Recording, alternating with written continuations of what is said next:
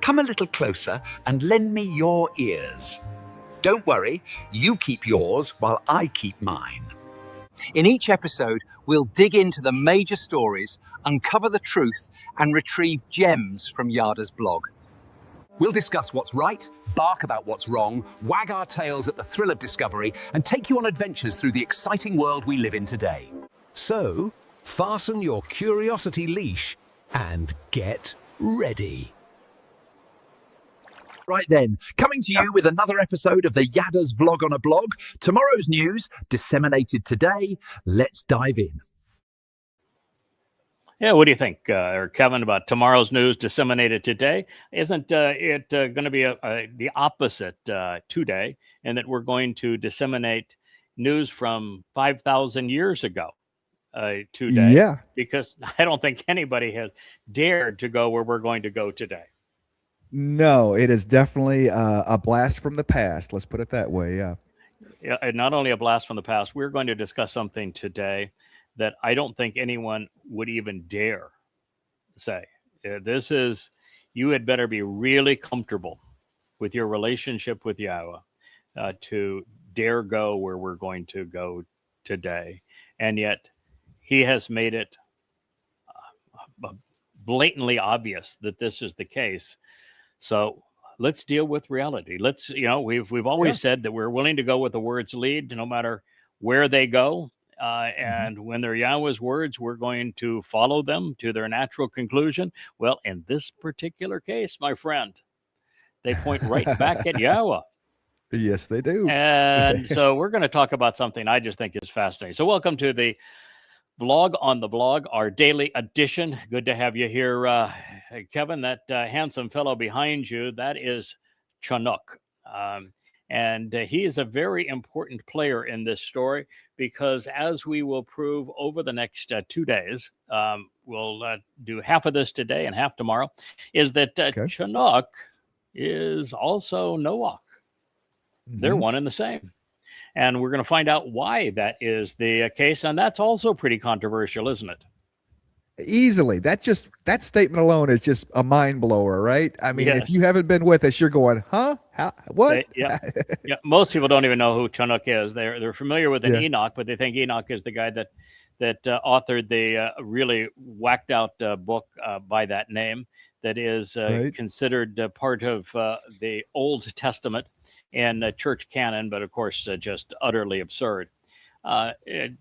Chinook actually is the person that is called Enoch, and who knows how they got from Enoch to Chinook, but that nonetheless, that is the individual, and he is the first individual that, first of all, we find that he comes and goes twice very early on in the testimony. We will examine why there is a first Chinook and a second Chinook. But the second one, of course, is the one that God said he distinguished himself by being completely distant from man's ways. And that is how he earned favor with God. And as a result, God took him. And we're going to find out why God took him, and then when Chinook would return and why. But that isn't actually the subject of our program today. It is based upon this statement. It reads, "So Yahweh, God, one and only name as properly distinguished by his Torah instructions on his Haya existence, said, I will wash away, removing the impurities with regard to the man, whom, to reveal the benefits of the relationship, I created, from upon the surface of the ground and the presence of the Adamah, the bloody red man of the earth, because mankind has become prey and is preying continuously as far as being a creature who is always moving around while preying upon birds flying about in the sky. Indeed, this is the part that is so extraordinary of this. I am grieved, regretting what has gone so terribly wrong. I've changed my mind because I'm genuinely sorry. I'm even remorseful. I've come to an accurate understanding regarding what I have done, while I'm looking to find some solace, some comfort, some consolidation and support to recuse myself, that I engaged with them and acted at this time to make them. Genesis 6:7. Now, well, the fate of the animals in that preceding text is troubling no matter how we render it. There is no getting around the fact that Nacham, regret for what has gone tragically wrong, especially this time, at this time, is of concern because it was spoken and recorded in first person. God is saying, I made a mistake and I regret it. Looking to be consoled for having made this mistake. And by the way, we're the mistake. Yeah, that's a double gut punch, isn't it? Oh man, it's a double gut punch. It's got God saying, I screwed up, I made a mistake, and I regret having done so. I'm remorseful for having made this terrible mistake. And oh, by the way, you humans, you are that mistake. Right. Whoa. But that's what the words say. So are we to ignore them and pretend that it's not true? Of course not. So we have successfully and recently come to realize that Yahweh has no interest in us being perfect, because it's not only impossible, it's unproductive. Perfection leaves nothing to be learned, nothing to be accomplished, nothing to be proven, and no way to grow. Even the word tamim, which is religiously rendered as perfect, will be applied later in this text to Noach, at least momentarily, and it is an errant extrapolation of the verbal root, which is tamam. And that actionable root actually speaks of being prepared to complete the mission while assuring a successful finish. So, Kevin, that automatically changes how we're going to look at this whole thing. If God is saying that he's imperfect and made a mistake, then we need to understand that nobody is perfect and that perfection is a mistake. And learning from his example. Yeah, and learning from his example. Right. And his assessment. So tamam is the verbal root of tamim, which is religiously rendered as perfect, and yet it doesn't mean any such thing. Tamam means to finish the job. So there's no perfect lamb out there, huh? There's no perfect cow with those spots. So no blemishes. But there is a lamb that completed the mission. And that's what matters. It's the ultimate test that we are asked to achieve with God. Can we complete the mission? Can we finish what is required of us? That's what God is asking of us. It's what he asked of Adam in the garden, and Adam didn't live up to that condition. And is what God is evidently imposing on himself, being fair. So it's true that we can strive to be correct while we complete what we set out to accomplish for God. This is how we learn, it's how we grow, and it's the means to being productive. Tamam is how we prove that we can be trusted. This is the primary lesson of Eden, and it is why the remnant is returning to the garden. We're going to have another opportunity as humans to tamam, to finish the job this time, which is to earn God's trust. Now, since Nacham, man, and that's the only thing that was different about Adam that made him God's firstborn, he was given a neshama conscience in addition to a nephesh consciousness. He was conceived, we're told, multiple times in God's image, correct? Yeah. He made it just like us. Yep. Yep. That suggests that God would be like us in this way, and that God would also want to improve, to learn, to grow, while constantly proving that he can be relied upon. That's the nature of infinite, isn't it? That's the nature of infinite, isn't it? constantly Yes, it growing. is. So, yeah. In fact, God can't be infinite unless he grows. And for life to be interesting, he must be able to learn and experience new things. This is all logically deduced and reasonable, as is the realization that God gets angry at the malcontents and religious among us. And nevertheless, you are likely struggling to accept the realization that God makes mistakes. And this becomes surreal for many when you acknowledge that we humans were the biggest of them. Now that everyone listening to us is on their heels, I suspect, and teetering from the blows, I'm going to go one step further.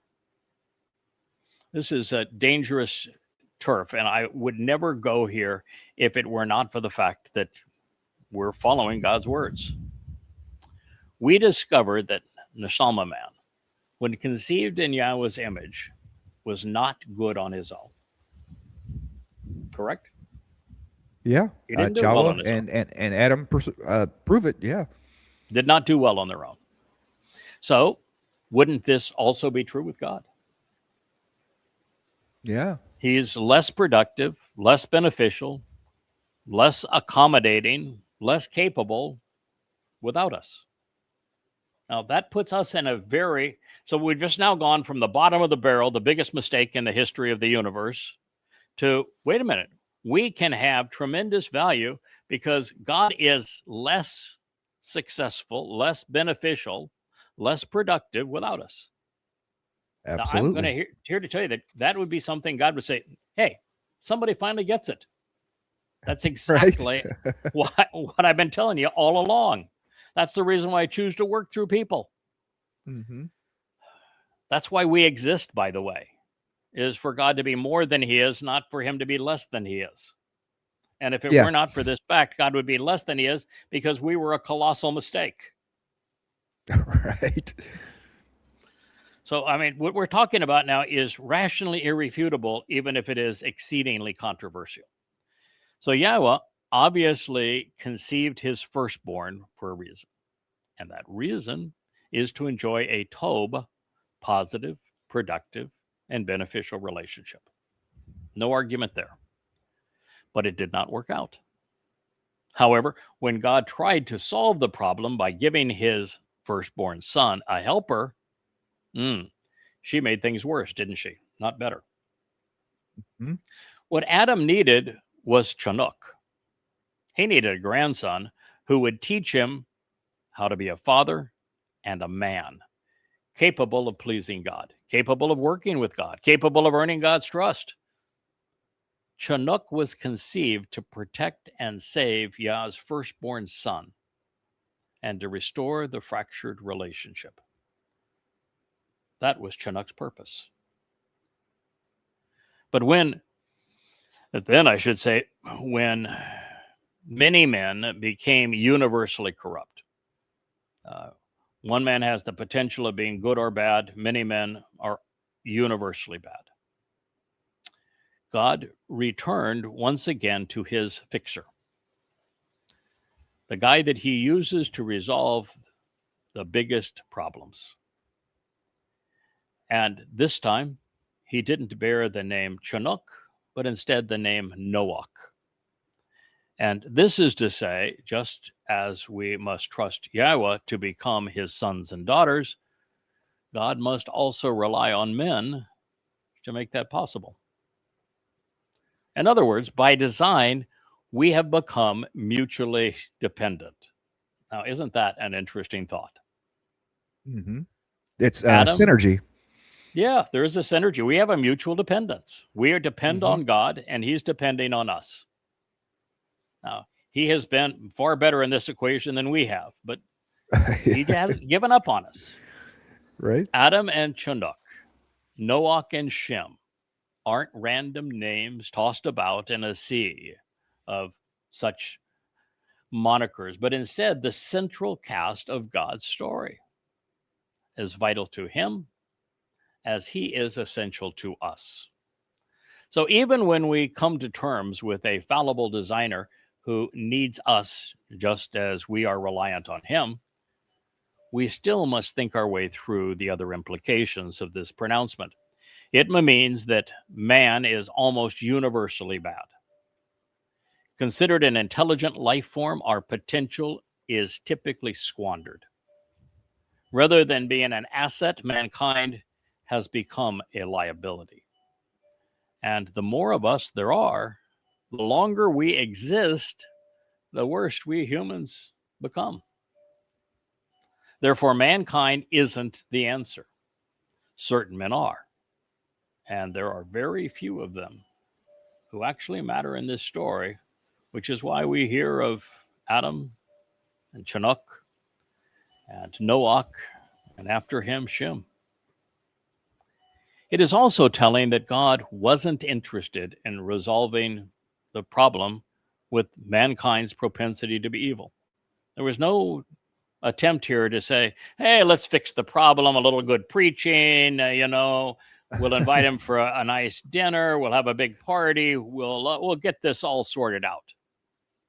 No, he just says, I'm going to wipe him out. I'm going to cleanse this debris away.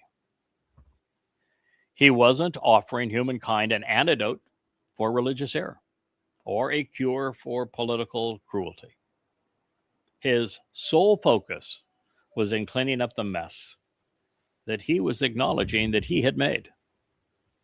In so doing, God is acknowledging that the vast preponderance of people cannot be salvaged, they cannot be saved, there is no potential for redemption.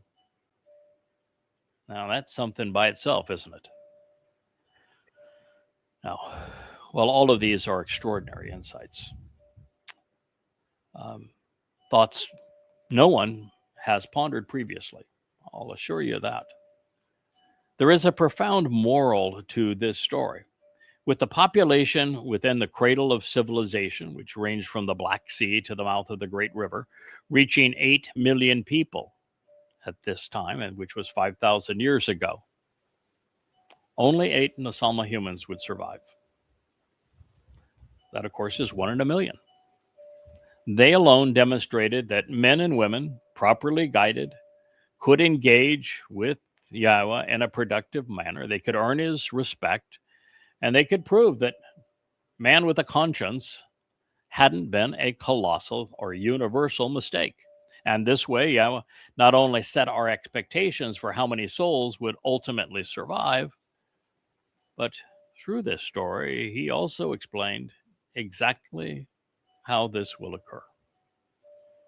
In this regard, it occurred to me that I should share something that I don't think anyone has considered since God presented this connection to us 5,000 years ago. The verb that beget the deployment of Noach is Nacham. It's men. And Nacham is Nun, Chen, Mem. Now, the lone distinction between this verb and the name Noach is the addition of water. You see, Noach is Nen followed by Chen, a Chet, as they typically say. So he is the son who separates and protects. The Chet is a fence drawn in Paleo Hebrew. So he is the son who, in fact, we might even have that in the document that you have behind you. It might show so people can actually see that. You might want to bring it up again, Kevin. It doesn't display the paleo, but we can bring it up. It does. Oh, if it doesn't display the paleo, then don't bring it up. Okay, it's a shame that it doesn't transfer it effectively. It should have. But you look at the Nen in Hebrew. It was drawn as a sperm. It means son, and it is to add to the family. So the Noach's name is son who, and then the Chet is a wall who separates and protects the covenant family. And the only difference in Noach's name and the verb that begat this whole story is that Nacham reverses the order and adds a mem, which is water at the end of it. And so rather than the sun who separates, it's protecting the sun. Well, I should say, in this case, Noach and Nacham, I'm getting ahead of my story here. Noach and Nacham are exactly the same with the exception of water. So God is saying that the solution via Noach is to add water to the equation. And water is the source of life. Water is the universal solvent. And Noach is going to return as the Adamah Parah. And when the Adamah Parah is sacrificed on Mount Moriah in the end, on Teruah, God was going to release copious amounts of water from beneath the Temple Mount that's going to purge, cleanse their remaining remnant, and extend their lives. So that is the solution to Nacham. So Noach plus water, the mem, which is waves on the water. Noach is the solution to God's Nacham regret. Is how that's how he's named.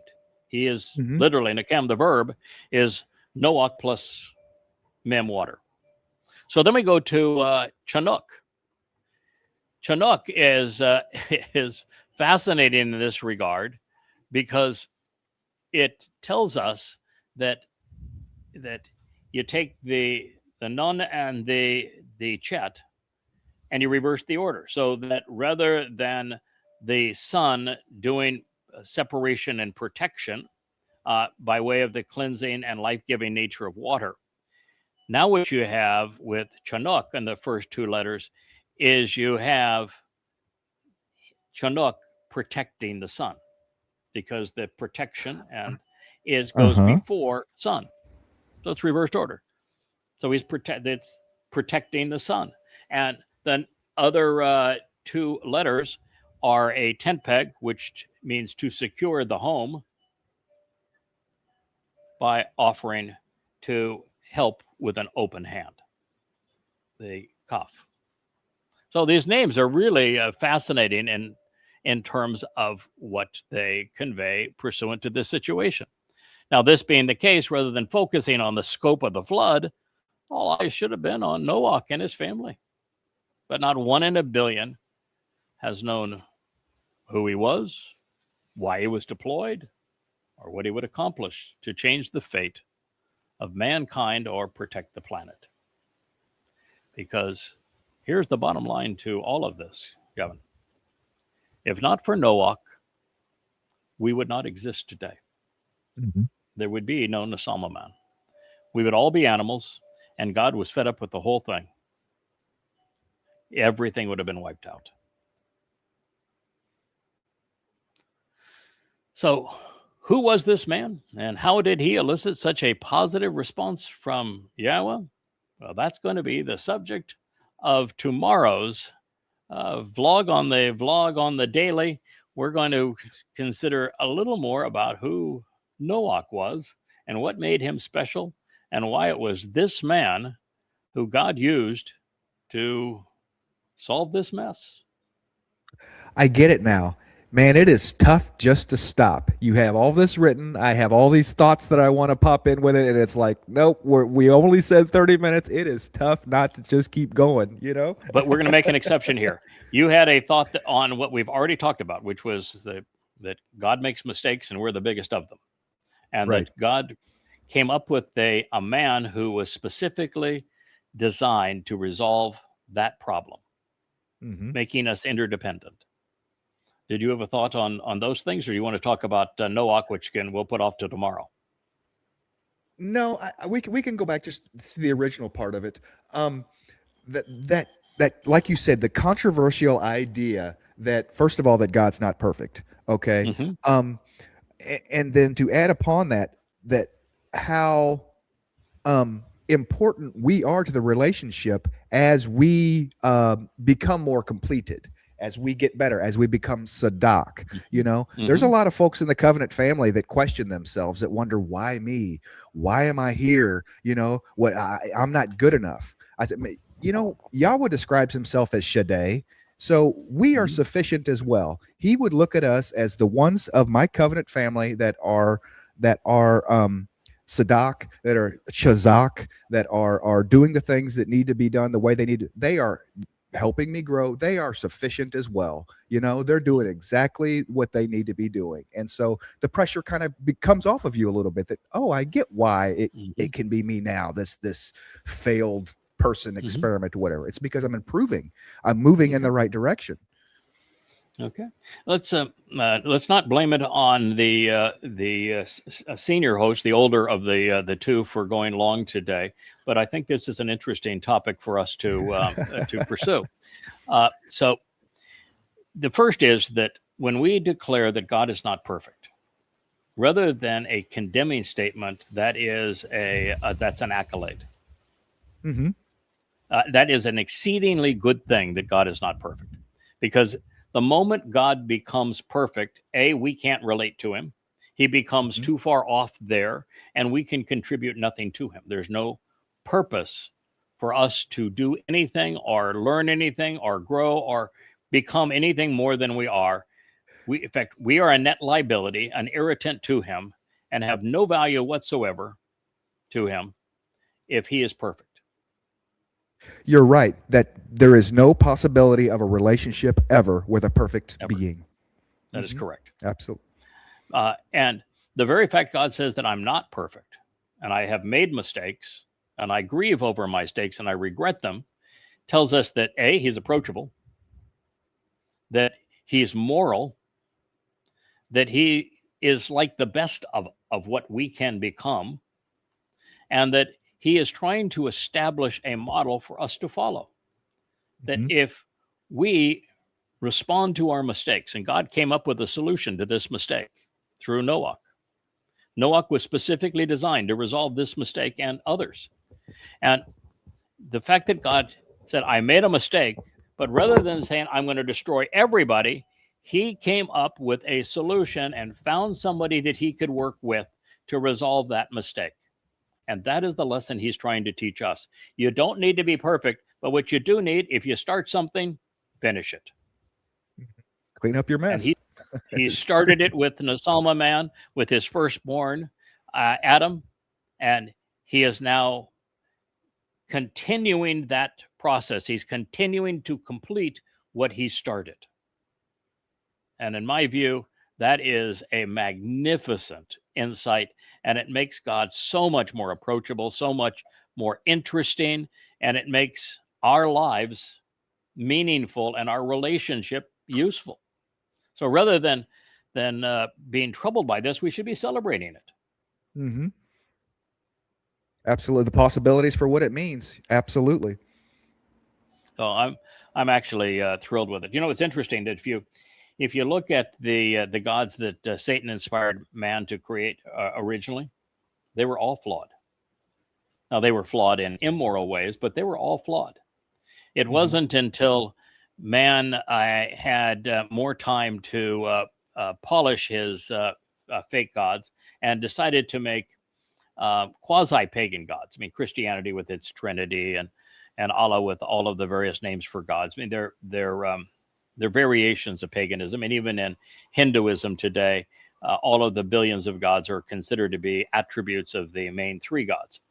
So what happened is that over time, pagan religions were refined to create pseudo-monotheistic religions. And when that happened, the gods became less interesting and they became omniscient, omnipresent, and became perfect. And yet God can't be any of those things. If he's perfect, he can't be infinite, because then there'd be no place to grow, and you have to be growing to be infinite. If he's omniscient, then there would be nothing to learn, nothing to gain from any relationship, no reason to have somebody do anything pursuant to him. Mm-hmm. And if he's omnipresent, he is no different than the fur on Wookiee here.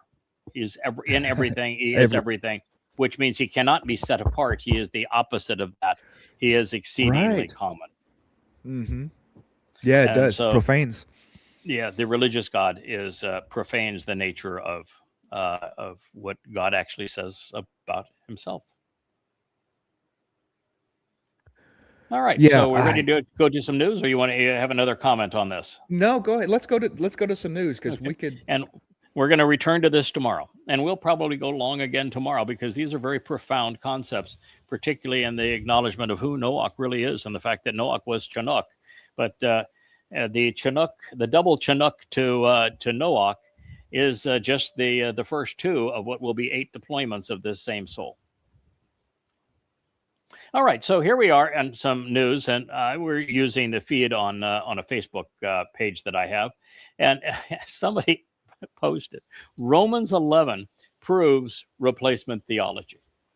Now, replacement theology basically says our God lies. That if our God makes a promise to Israel, he won't keep it. If our God says that David is the Messiah and the Son of God, that's meaningless. We can replace him. Our God is replaceable. His people are replaceable. His promises are meaningless. That's what replacement theology is. And so now they're claiming that the irrational writings of a man who admitted he was demon possessed, writing here on behalf of the beast of Rome, can prove that it's okay for God to be a liar. Yeah. So my replacement theology proves replacement theology, right? I think, Yeah. therefore I am. Is that the statement they're making? I don't think, therefore I am religious. Right. There Yeah. you go. All right. What else do you have there, Kevin? Yes. I wrote some writings that prove my writings. So Yes. Well, you can prove your writings through your writings, but not that way. This is really funny. And it says, those daggone those Trumpian officials, can you believe it? They're misquoting the Bible. Oh, you're misquoting the Bible? Oh, no. Rich, Asher just walked. Gosh, that dog. She just knocked the teleprompter way out of position. Oh, goodness gracious, Asher. Okay, so tough having dogs sometime. You have them. Just amazing here that they can be so irresponsible. There we go. I'm sure that's better. You see me rolling off the screen. I'm the doorman. I got to open the door, let them out, let them in. That's what I'm doing. So okay, well that's yours. Oh, you can see there's Wookie, and he wants to be on the desk. So here's what these numbskulls don't know, is that every single citation in the New Testament made by Paul, Peter, Luke, or Mark, every single citation of the Torah and prophets is a misquote. They didn't get one single quote right. So they're saying it's okay for our religious buffoons, those that we believe were saints, to misquote God, but you can't misquote the religious buffoons. Yes. This buffoon, don't misquote our religious buffoons. Yes. That's exactly it's stunning that they are that utterly moronic. I don't ever hear them quoting it in the Greek. You know what I mean? No one ever comes out and reads the Greek. They always go to some poor translation of their misquoting. So yes. And nor do they know that there are 300,000 known variances between the oldest Greek manuscripts of their demonic drivel and what they claim is the inerrant word of God. There's only 184,000 words in the text, and there's 300,000 discrepancies. None of it would ever hold up in a court of law. Would never be admissible. No, it wouldn't. I would. In fact, I'm looking forward to convicting all of them. Mm-hmm.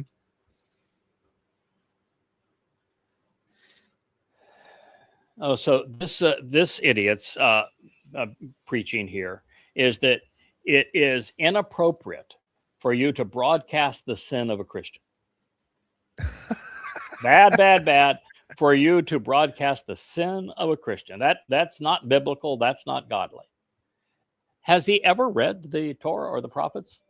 What's God's single most repeated theme throughout the Torah and the prophets? Yeah, their sin. Yes, they have their what they're Exposing doing that's being religious. the religious and political malfeasance of his people, right? That's the single most repeated theme of the Torah and prophets. So he's saying that God is clueless, that God is really bad for exposing and condemning the religious guilt of his people, and the way to deal with that is you don't mention it. Right? Let's don't talk about it. Yeah. Let he without sin cast the first stone. Right? Is religion a brain virus? Yes, that is exactly what it is. Yeah, that's what Yahweh calls it. The plague. That's just fascinating. Being a Marxist is the same as being a Christian. You absolutely give up on having a brain. You might as well not have one. I dissent. But what does she say there? I dissent on what grounds? That a glorious bill that was approved by Congress is being torn asunder. Oh my God, I dissent. What is the Supreme Court's mandate? To approve or disprove whether or not Congress laws are applied to the Constitution, whether they are constitutional or not. If anything that comes up in the court or anything that is passed by the government, so justice system or government, whether or not the decision or the result is constitutional or not. And if it is not constitutional, they must vote against it. And if it is constitutional, they must vote for it, no matter of their politics. All she wanted to say here is a Democratic bill, voting rights, which, by the way, they're always named for things that they don't do. They mean that Voting Rights Bill Act was that anybody, living or dead, real or imagined, can vote without any actual proof that they should be voting. And of course, it's not constitutional. In fact, the Constitution actually doesn't say much about voting, and it doesn't mention democracy at all. In fact, the founding fathers would have been opposed to democracy. But her dissent is solely based on her political views of a congressional bill, which has nothing to do with the authority she has been given, period, end of conversation. So I dissent that she's an idiot. Right. How did she get the job? We need to rethink this appointment stuff process, huh? Yeah, with the previous administration. Mm-hmm. All right, so Trump has a new slogan. It's Project Freedom. Project Freedom, baby. And what is Project Freedom? We can reset our timer. We went a little long on the other, so we'll give the news its due. But Project Freedom is, well, let's see. Trump started a war that has the direct result of the Strait of Hormuz being closed and being exceedingly destructive to the world's food supplies and economies. Correct? Yeah. He started the war that caused the strait was not closed when he started the war. It was closed immediately after the war began. So Trump's response to the Strait of Hormuz being closed as a result of his unprovoked attack was to establish a blockade. So closing the strait is bad. So I'm going to have a blockade that makes sure it stays closed. Right. Now, and then the following day, I'm not going to pull my blockade away, but I'm going to call my blockade Project Freedom. That this is the second time in the as many as 2 weeks, I think, 2 more weeks, that CENTCOM has come out and completely torn asunder what his executive order by posting has done. We're going to call it Project Freedom, and what we're going to do is we're going to free all the boats that are trapped in the Strait of Hormuz. We're going to escort them out. That's what he says in his post. CENTCOM comes out an hour later and says, it's not exactly what we're doing. What we're going to do is we're going to stop blockading and try to clear them, and it's like, Project Freedom, and it is just like this bill nonsense we talked about in the last on the last post. We are calling it the exact opposite of what it is. What it is. You know, The fact is the U.S. Navy can't get within 500 miles, and the carriers have to stay over 1,000 miles away from shore because the missiles that permeate the Iranian coast would otherwise sink the U.S. ships. So they have to be way offshore, which means any ship that cruises through the Iranian territorial waters, which is 12 miles off the Iranian coast, cannot be blockaded by the U.S. blockade, which is 99% of the traffic. And the U.S. cannot board a Russian or a Chinese vessel. And the Russians and the Chinese are 95% of Iranian trade without starting a much bigger war. So the blockade was an absolute waste of time. I'm sure it's an irritant for the Iranians, but it is one of the great blunders of all blunders. And then saying that you're going to escort ships out of the, I think in my next post, I speak to that. You're going to escort the ships out. It is true that as you look at our next one here, there we go. There's our escort team right there. This is a new version of Russian roulette. You see, the Iranians can't sink every vessel that goes through the Strait of Hormuz. So you're playing Russian roulette, but instead of bullets and against Russians, it's against Iranians and it's against missiles and fast boats. Want to play? Yeah. He's not going to. Remember, they're not going to sink every vessel, so you would have a chance. Ride him, cowboy. So you're saying there's courage. a chance. Yeah, you'd have a chance of surviving this. 12 miles off the coast of Iran is a sneeze to a hypersonic missile, right? Oh, of course. It's. My understanding too is that Russia and China have decided to give Iran hypersonic missiles, and their best hypersonic missiles have now been given to Iran, and that both countries have told Trump privately that if you escalate this, you're at war with us. Wow, yeah.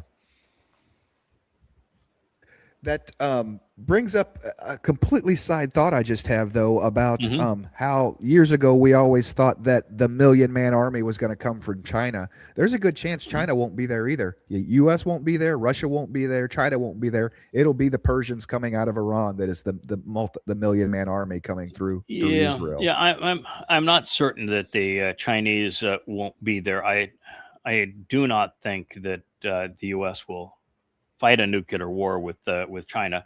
The U.S. cannot fight a conventional war with China; it'd be annihilated. But the U.S. is stupid enough that they will ignite a nuclear war with Russia, and they may wipe each other out. But the fact is that the million-man army is not a million man; it's probably 2 to 4 million men, and its primary source is going to be Iran. So the prophets are reasonably clear in that regard. The Chinese have a major issue with Israel at this point. You know, Israel's continued attacks on Iran, which is an essential trading partner. The Chinese actually have, and we'll get to Mr. Giuliani here in just a second. The Chinese actually signed a $400 billion trade deal with Iran just a few years ago. And that deal said that the Iranians agree to sell China huge quantities of oil and gas at way below market prices. And for that, China agrees to invest some $400 billion in Iranian infrastructure, and particularly would be the Belt and Road Initiative, to have an inland means of transporting goods between China and the rest of the world, bypassing the U.S. Navy. And of course, that is being used right now to arm and replenish the Iranians, as is the route to Russia through the Caspian Sea. The Iranians don't actually need the Strait of Hormuz to do business because of the Belt and Road Initiative with China and the Caspian Sea connection to Russia. So the U.S. just hasn't thought this through, and China and Russia, neither one are going to allow Iran to fall. And it was Israel has become both of their enemies, which was really foolish on behalf of Israel to put themselves in this position. Now, speaking of foolish, if you go back, and you probably listened to me all the way back in this time, but right after 9/11, when I started this, speaking for Yahweh, that man was public enemy number one to me. He was the one that came out and said that the hijackers had hijacked their religion, that Islam was not responsible for 9/11, that the terrorists had hijacked their religion.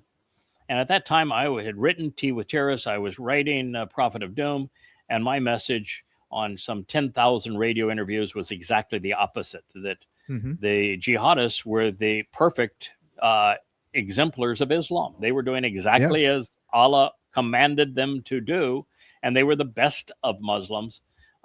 It is the likes of this man who have hijacked the religion and are misciting it. The suicide bombers of 9/11 were good Muslims. And so now the world knows that he was an immoral liar. He's in critical condition, and he's genuinely a creep. And I'm glad to see it happen to him for all of the harm that was done by his lies. It blows my mind that we can talk about Giuliani, 9/11, what happened, Islam, and New York has a Muslim mayor. Less than 20 years later. 20 years later. Yes. I mean, is that unfathomable, you know?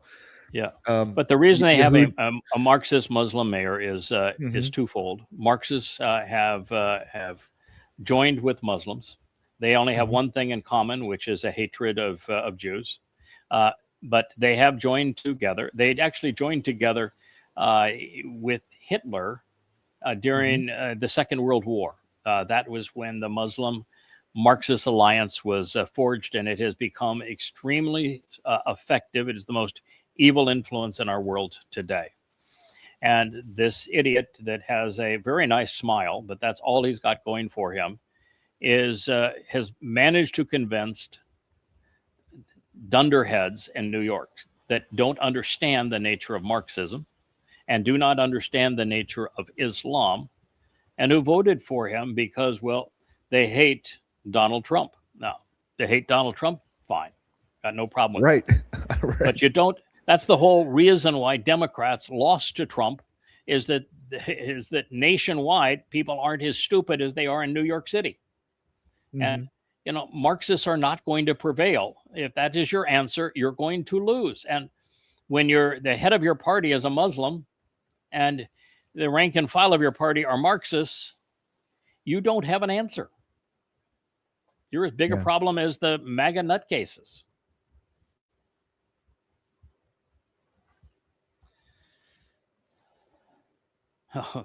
We'll end with this one. Billionaire tax now. You know what this is a function of? Greed. Oh. This is a function of selfishness, of covetousness. The young Marxists of today are completely clueless and insanely parasitic. They want their education paid for, they want their housing paid for, they want their health care paid for, and they don't ever bother to think of who made those things possible, who built the hospitals, you know, who built the universities, who pays those salaries. And they're unthinking in this regard. They're just covetous. You have something and I want it, so I'm going to take it. Marxism. Now, but the bottom line is here, it's real simple. If you punish success and you reward failure, which is Marxism, all you're going to get is less success and more failure, which is what's happened in every communist and Marxist culture. So people are just insanely stupid, and there's just no fixing them. It's not even the who built those things, okay, the hospitals, the universities. It's why they built them. They built them because to make a profit. And if you take out this idea of for a person to be able to reap the rewards of their own work and their own success, okay, then those things don't get done. Nobody's going to do anything because what's in it for me? Well, I would agree with you up to a point. They built their businesses because they were trying to create a product that they could offer at a value such that people would want to buy it, and that they could make it efficiently so that they would profit by supplying that product. It's a noble institution. It has caused mankind's success from the beginning. What Marxism does is redistribute that so that you take all the incentive away from the person who's taking the risk and enduring the blows of starting a business and running a business, and you're giving the benefits to those who did nothing. Now, the fact is that they built their businesses on a profit motive, which is a very good thing. Profiting is good. It's being productive. But the hospitals and the schools were typically built out of their good nature. Here, I've been successful. I want to give something back to society. I'm offering it of my own free will. But now what you want to do it with the billionaire tax is you just want to steal it from me. You want to steal it. And the things that probably shouldn't have, I'm okay with hospitals making money, don't get me wrong, but when hospitals and especially universities have a profit motive, that skews the equation, because now we have the most important thing isn't on the table isn't education, it's our Division I football team, because that brings in the most money. The most important thing isn't healing people. Okay, the most important thing is treating people, because we need more customers, we need more heads in beds. Now I know that is not their philosophy, their thinking. No.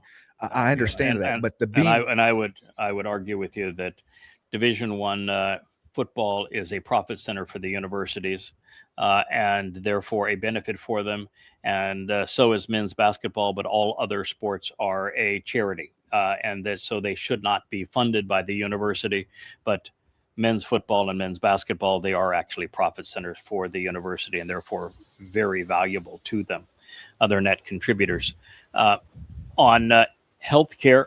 Our biggest problem on healthcare is the fact that with nationalized healthcare, it's impossible for the person that actually wants to pay for their own healthcare to be able to buy decent healthcare at a fair price. I've gone from being insured and insuring myself and all of those who worked for me all of my life to the last 20 years of my life being uninsured, because the nationalized healthcare system is horrible. I'm not only penalized in terms of what I have to pay, but I get a product that I cannot use.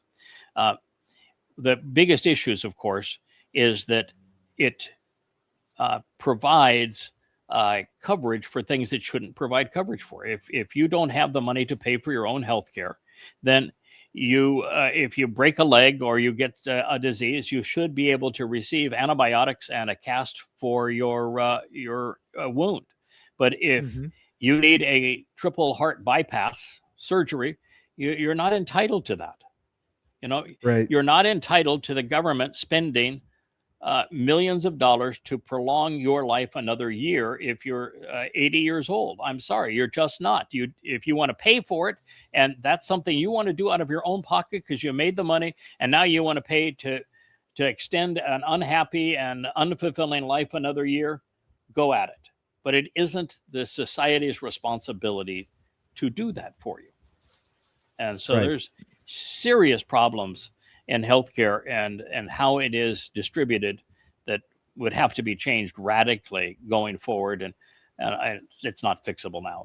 You can't even have a intelligent discussion about the broken nature of healthcare and why socialized medicine does not work, and why we're moving more in the direction of a broken system. Luckily, we won't need it. Won't be much Luckily, longer. We won't need it. A year from now, we will have life assurance instead of life insurance, and we will have perfect health. Well, we'll have good health. I can't say you'll have perfect health because perfect's a bad idea. Right. Yeah, absolutely. We're going to have to view perfect as perfecting, as opposed to perfect as a result. It's we're completing and we're perfecting as opposed to have reached that end. It's just like throughout the next 1,000 years, we're going to continue to learn and contribute. And grow. Absolutely. Yes. All right. So I think we did 45 minutes today, but the subject was interesting. We may do as much tomorrow. We have a whole bunch of material set up to examine who was Chinook, who was Noach, and what did they achieve, and why did God tell us this story, and what can we learn from it?